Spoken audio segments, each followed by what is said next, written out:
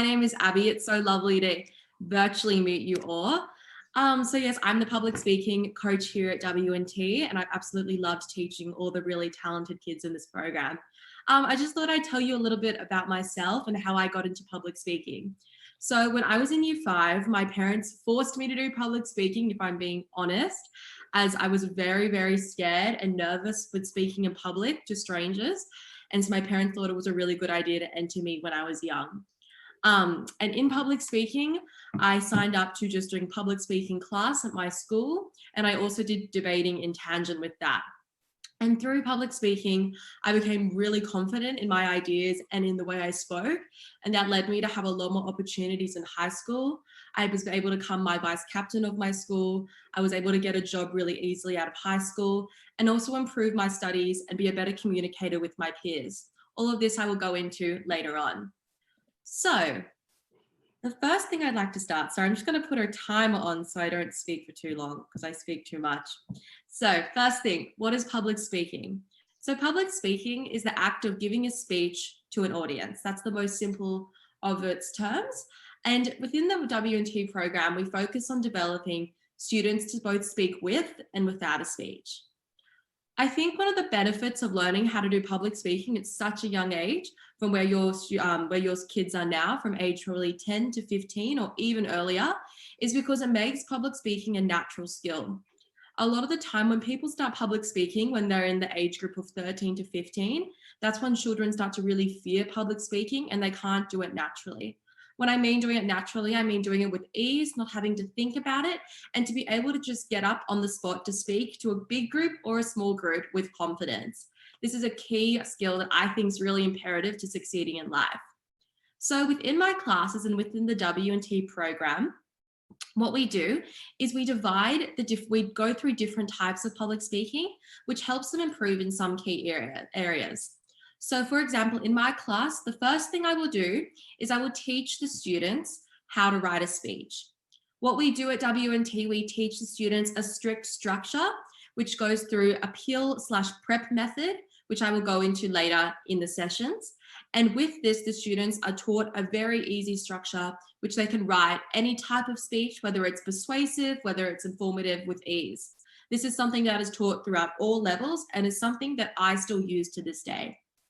The purpose of teaching students how to write in such a clear structure from such an early age is when they might at some point have to get up in class to give a presentation, or they might have to do an interview in a very structured way. This technique, which will allow them to speak on the spot but still be structured and concise. A problem that a lot of young students have, and people still at my age and older, is that when they public speak, it is very messy and it's very hard to find the point. With the techniques we teach here at W&T from a young age, the students will become organized speakers, which is something that is very hard to achieve, and this will allow them to more naturally succeed when getting older. The second thing we teach the students in my classes is poetry. So poetry is just reading out an extract. Some of them rhyme, some of them don't. And the point of teaching the students poetry is it actually allows them to be more comfortable with other people's work. In school, a lot of the time, the students will have to read out in class in front of a big group of people. I remember when I was in high school and in primary school, I was extremely nervous to read out text in front of people, and I couldn't overly do it with confidence. But a key part of being in the workforce, being a leadership position, is being able to have these skills and to be able to confidently read other people's works. So in this class, we develop how to use really good tone, how to use really good volume with all this to develop these skills. We also do reading extracts and monologue work. Monologue work is when the students read out an extract, so a big passage from a character's perspective. What we do is I force the students, not force, that's a bit harsh, I make the students put on a different persona. So I'll say to the students, okay, you're going to pretend you're a chef. You're going to act like a chef. You're going to embody a chef. And what this does is it gets the students more comfortable in doing something outside of their comfort zone. A key to good public speaking is to be entertaining and comedic. And this is where these skills come in, because we force the students to get really, really big with their expressions, really confident in their tone, and get them to be a little bit silly, because the best public speakers are the ones who can be a little bit comedic and relaxed. Again, another thing, as I'm going to say repeatedly, The key to my program is to be a natural and confident speaker. And so obviously we want to incorporate comedy and relaxing within the speaking tone. The other thing we do in the program is we teach the children unprepared speaking. So as I said earlier, we teach the children firstly all about speech writing, and then with the speaking techniques they develop, they know how to write a speech basically in their head. It's unbelievable. The students I teach at age 8, they can speak on the top of their head in a structure, and we practice that day in, day out, so they can do that extremely with ease. And the last thing we do is we do a little bit in the debating program to prepare them for year 5 to 6, but this is not the key to the program. Lovely Georgia runs the debating program here, and we'll go through all of that later, but it's a really good way to incorporate how to write in a persuasive manner at a young age. So yeah, all these different types of public speaking aims to improve specific areas of their skills. So at W&T, I really want the children to become really confident and natural speakers. As I've said, that is my main goal of this program. So what does that mean? So but when the students start, I like to analyze the students' public speaking skills. So what this means is I'll get all the children to read out a key extract. So I'll get them to read out a poem or a story to me, and I'll work out what the child's weaknesses are. The most common weakness from children aged 8 to 12 is volume. Children often don't speak loud enough when they are like standing in front of an audience. And this is because there's stage fright issues. It's not a natural thing to talk louder than their speaking volume in a classroom. So one of the main things we work on is getting them to be much, much louder. In order to do this, we use one of the speaking types of activities that I listed earlier to do this. One of the activities I'd make the students do is read out stories to me, and we go through many ways of how to put their volume up. I've seen a massive improvement in many of the children's volume, and the volume overall is the key to make the child more confident. So that's why I think it's a really important skill. The second thing we work on is pace. Pace is the speed that the child talks. We want to make sure the child doesn't talk too quickly and not too slowly, right in the middle. Some children and some students I find talk way too quick, some talk too slowly. I'm very aware that a lot of the students have a musical background, so they are really good with rhythm. So what we do, I will click at the pace they need to speak at, and that is the pace we will get them at. And I've again seen a massive improvement with students' pace through the program. The third thing I like to work on is hand gestures. So hand gestures is just moving your hands when you speak, so you're not static. A lot of children, when they speak, they'll speak in a very static way, so they'll just stand very, very still. Oh, do I have a question from Summer? No, I accidentally did. Oh no, all good. So a lot of the time students will forget to use their hands, or they'll use their hands too much. We will go through and we'll find the key moments in the speech they should be using hand movements, and we'll put them in.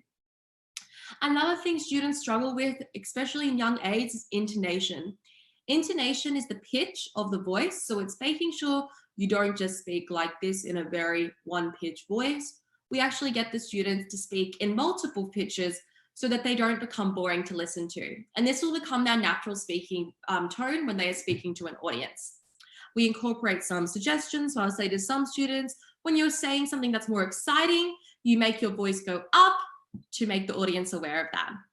We also focus on posture, which is my next point, making sure the students don't, a lot of students sway at a young age, and I've seen even people I know at 20 sway a lot, so we'll make sure that they won't sway. I'll get them really still and a really good posture and allow them to command the space in a conscious way.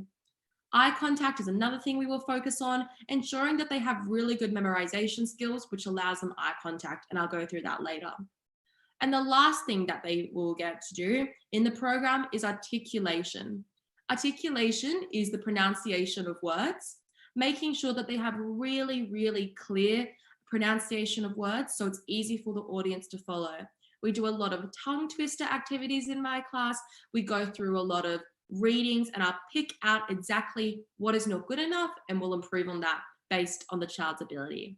So those are the speaking skills that we really get going. And overall, these skills all together in tangent lead the speakers to be really confident and a lot more comfortable when they're speaking on stage. The last thing I wanted to go through today is the benefits of public speaking. So I think there are many benefits of public speaking. I honestly hated my parents for making me do public speaking at such a young age, but I'm so grateful for it because it's just made me so much more comfortable with a lot of things and has given me a lot of opportunities. And this is not just me, this is for every child that I think has opportunity to do public speaking from a young age. So I just really quickly wanted to go through some of the benefits on why I think this class will be really helpful to enroll your child in. So the first point I have is that public speaking helps with exam preparation and performance. And this is a bit of like an abstract one. What do I mean with this? So in public speaking classes and in public speaking competitions, a really key thing is you need to be able to read out the speech without looking at it. So this means you have to memorize the speech. And when you memorize a speech, you learn how to do it quickly. So for example, when I was probably 12, I would take probably 2 weeks to memorize a speech. But now I would take probably 20 minutes to memorize a speech. And this is because it's a key to the brain. We want to activate the brain's memory functions, and it's kind of like a muscle. The more we try to memorize, the better this will get. How this links to exam preparation, exams are so clearly linked to memorization. The more you can memorize, the better you can perform. And this means that we're preparing children for the HSC exams in Australia, which I know is so far away, but also essay preparation. It's all about memorizing. And this is something that we go through a lot in the program, and I give the students memorizing techniques. I've seen a clear link my students have too, where children who have applied these memorizing techniques within their studies have got really good results. The second thing that helps with public speaking is students can become better communicators and leaders. Firstly, what I mean by communicators is students can become a lot more comfortable sharing their ideas in class. I remember when I started public speaking, there is no way in the world I would have said anything in class. But now I think I'm almost too confident because I've done so much public speaking. Because in public speaking, what you do is you actually have to learn to be comfortable and own your ideas. Because public speaking is all about giving a creative outlook on a topic. And this makes you have to be really, really confident in your thought process. And that will make you better in class and in the workplace. The second thing is that a good public speaker makes a really good leader. If your child is interested in becoming a leader of a soccer team, becoming a school captain, whatever it is, a really good public speaker makes it easier for them to support their leadership team they are working with, but also to be really good face of who they are representing, to be able to talk at ease to a large group, which I think is one of the key parts of being a really good leader. The third thing is that it helps students prepare for school presentations and interviews. Pretty self-explanatory. If children are used to learning structures in public speaking and they also have the skills to present well, it'll be easier for them at school. Public speaking presentations as well in the classroom environment are a lot more popular these days. When I left school, which was only 3 years ago, I would do probably like 20% of my exams were oral.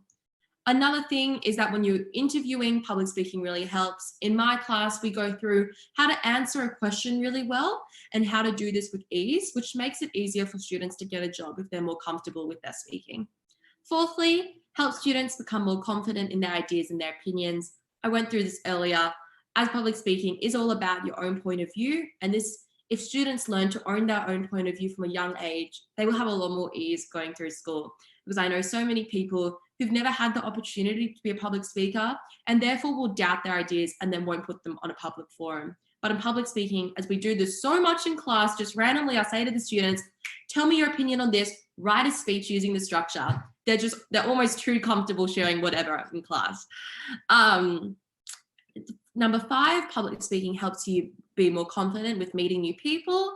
Because obviously public speaking, through the program, you learn all these skills to how to really communicate yourself well. You'll find it easier to interact. And lastly, the last thing about public speaking, by doing it from a young age, students won't develop a fear of public speaking. See, what we do at a young age, again, as I've said so many times, the goal of this class is to make it a natural thing for students to do with ease. I don't want these students to get to age 13 and have no interaction with public speaking and they'll be not comfortable with interviewing as good a communicator and in the school program. So this is why I think I would love for your students to learn public speaking. I'd love to answer any more questions. I personally believe public speaking is the most helpful extracurricular class I've done. It has helped me with my place in the workplace, my place at school, as a leader, and to become a better communicator. Within this program, we learn how to speak at ease, with confidence, and to be comfortable. Thank you so much.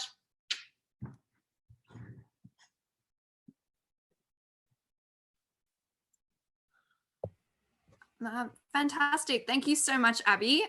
My name is Georgia and I'm going to be talking to you about the debating program. I don't have a very fancy PowerPoint, so for that, I'm very sorry. So hopefully if there's any questions or any, if you have any questions about what I'm saying, I can answer that in the chat or over the video. But my name is Georgia and I've been doing debating since I was in year 5 and I'm now 23 and still doing debating both as a competitor and as a teacher. And it has been by far my most useful co-curricular that I've ever been involved in. So the first question really is, what is debating and how is it different to something like public speaking? Competitive debating uses the skills of argument to debate and discuss important issues. These issues can be anything about our beliefs as a society, different government policies, and different proposals on how to improve the world or solve different problems in society. So whilst public speaking has the main goal of being entertaining or exciting, the main goal of debating is to be rational, to be focused, and to be structured. It really builds a unique set of skills and it helps students to analyze problems, think critically, synthesize arguments, and present these in a really convincing and cogent manner. The goal of debating is to be persuasive, and that is the main thing that I try to teach my students in my classes, and also that as the director of debating at W&T, the other coaches make a really strong focus on as well. The format of a debating competition can be a little unusual if no one's ever done it before. Basically, there are 2 teams, an affirmative team who support the topic and think it's a good idea, and the negative team who disagree with the topic and think it's going to create more harm than good. Each team then has 3 speakers, and the first affirmative speaker begins the debate, then followed by the first negative, and this pattern is maintained for the rest of the speakers. Students have usually about 45 minutes to prepare their speeches as a team on an unseen topic. So it requires a lot of quick thinking and a lot of confidence to get up and speak. It is no surprise that most people's common fear in society is public speaking. It's not falling off an airplane or spiders or anything like that. There's something very intimidating about getting in front of a group of people, saying what you believe and saying it in a way that is really convincing and clarifying. And debating is really good because it really throws you in the deep end. You have 45 minutes with 2 friends to really try and make something work. And it's something that can teach a lot of skills in a really short amount of time. The topics that students debate on are usually proposed solutions to problems in society. So these can be all manner of things. They can vary for topics on economics to international relations, politics, education, but even some more fun things like media, TV, and sport can all be sources of different debating topics because they're all problems that touch us all in different ways. It can be very useful for students to understand both sides of an argument because they have to engage not only with their side, but with the other teams. And importantly, they don't get to choose whether on the affirmative team or the negative team. They're simply given the side and then they have to do the debate, even if they personally disagree with it, which can be a really hard thing for a lot of students to do. I always get a lot of groans, particularly from my younger students when I give them a topic they personally disagree with. A classic is like banning school uniforms. I'm sure most of you guys probably think your school uniform is like itchy and scratchy and you'd much rather wear comfortable clothes. But the students who are supporting it always feel like very upset about it. And equally, my more stylish students who think they look really good in their uniform get upset when they have to do the other side. But it's a really useful exercise in imagining how you would feel if you were another person, thinking through their arguments and understanding their point of view. The length of the speeches can vary as well. It's usually dependent on year group. For about year 6 and year 7, the length of speeches is 3 to 4 minutes. By the time students are in year 11 and 12, they're speaking for 7 to 8 minutes. So you're really building that confidence. And like Abby was saying, the ability to speak for a long period of time, still remain convincing and still stay on topic. Now, the debate is judged by an adjudicator, and they're looking for really one main thing, which is persuasion. And persuasion is a holistic judgment of 3 different factors. The first of which is matter, which is what you are saying, the substantive argumentation. The second thing is manner, which is how you say it. So that's all the stuff that Abby was talking about, how you use your gestures, your tone of voice. Are you using comedic value? Are you using strong emotive language to make people care? And are you speaking in a clear manner? Are you not swaying? All those really good things that make a strong speaker. And lastly, method. How structured is your speech, and does it have a logical flow? And persuasion takes these into account as a holistic way. And it's a really valuable activity because it acknowledges that there's not just one way to be persuasive. You can be loud and very funny and very aggressive, and that can be one way, but you can also be quiet and soft-spoken and deeply empathetic. And those are both incredibly powerful ways to be a good speaker. And I'm incredibly passionate about helping children find the way that they have their own voice and the way that they present. And when we look at things like politicians and world leaders now, you'll notice that there's an immense diversity in how people can be persuasive and get people on side as well. So the goal of my class is really very simple. I want students to be confident, and I want them to be able to look at any topic, no matter what it is, and be confident that they can give a speech about it and have that be a good speech. So even if your student comes into my class not knowing anything about economics, I want them to be able to go in, see a topic like there should be a tax on sugar, and have the skills and ability to be able to deal with it, even if they know nothing about it. So that means getting students able to speak off dot points so they don't have to spend time writing out word for word all their different speeches. It means that they have to be able to apply what they learn in class and the school curriculum from the news to different topics, even if they haven't been directly taught the topic that they've been given. And lastly, it means about being a good team leader and working within a team to help assist their friends, because there'll be times when they know a lot about a topic. Maybe they're a very passionate sportsman. And there'll be other times when there's other teammates will know more about things as well, and they'll have to share that responsibility and negotiate that too. So there are lots of different types of debating competitions that you can become involved with at school. It is incredibly competitive and popular co-curricular. So the trials for Year 7 debating at most, for example, private schools in Australia are highly competitive, and most students have come in with some level of coaching before. And that gives them the opportunity to participate in a diverse range of different competitions, such as the Independent Schools Debating Association competition, the Sydney Debating Network, as well as other different ones. It will really depend on where your school is in the local area. Similarly, the public system also has very competitive debating competitions, such as the Premier's Debating Challenge. So what are the benefits to debating in your daily work and life? There are kind of three main ones, I think. Four, really. First is that it teaches you confidence. These are confidence in your own ideas, thinking quickly, and confidence to stand up in front of an audience and present a speech, even if you're not too sure about the subject matter, which I think is very common for many kids, because often you're sitting there and not really knowing a lot about what's going on, but you still need the confidence to put yourself out there. Secondly, it teaches you logic, how to make an argument, express yourself in a rational way, and know that when you're listening to something and knowing it's not persuasive, being able to understand why that is the case and being able to adapt to that as well. This is an incredibly useful skill for any essay writing subject. You'll notice that the structure of a debate will sound exactly the same to the structure of an English essay or a history essay or any other subject that requires you to make an argument, back it up with evidence, and say it clearly and with confidence. Lastly, it expands your mind. It covers a wide range of topics that don't get covered in the school curriculum. They help you to understand the world better and often help you engage with international issues. And lastly, I think it's really fun. I think most kids have lots and lots of opinions and they don't get a forum to share them and often aren't taken very seriously. But debating kind of assumes that everyone has something valuable to say as long as you know how to express it right. And it's about unlocking that confidence and passion in students, which really excites me as a teacher.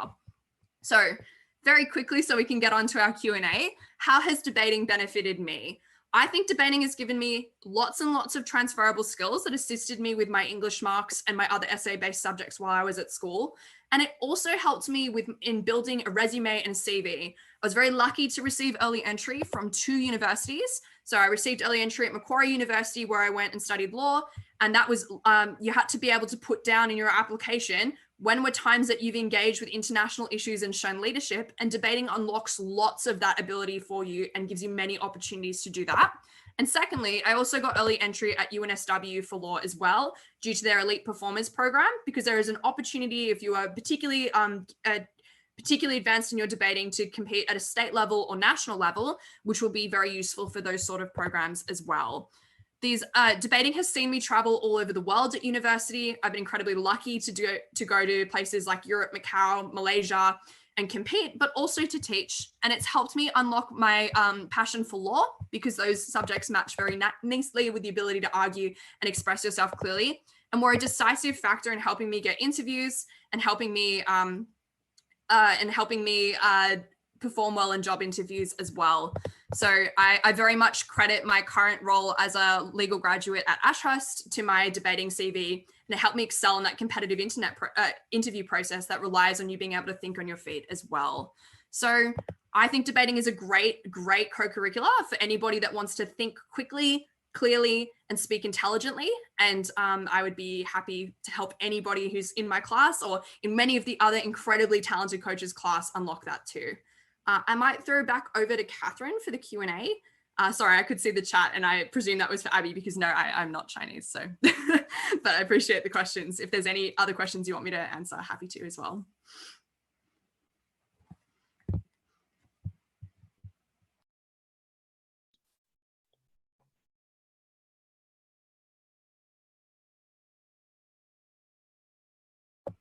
I might start the Q&A then.